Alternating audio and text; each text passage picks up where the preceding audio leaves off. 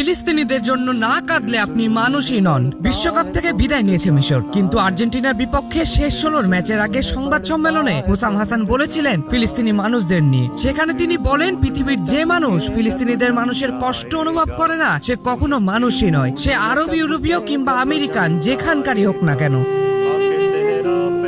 এর আগে অস্ট্রেলিয়াকে হারিয়ে ঐতিহাসিক জয় পাওয়ার পর মাঠে ফিলিস্তিনের পতাকা উড়িয়ে সেই জয় ফিলিস্তিনি মানুষের প্রতি উৎসর্গ করেছিলেন মিশরের এই কোচ।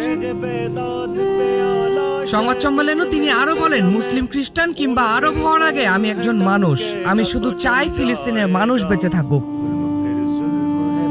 একই সঙ্গে বিশ্বের ক্রীড়াবিদ ও সাংবাদিকদেরও ফিলিস্তিনের মানুষের দুর্ভোগ নিয়ে কথা বলার আহ্বান জানান তিনি।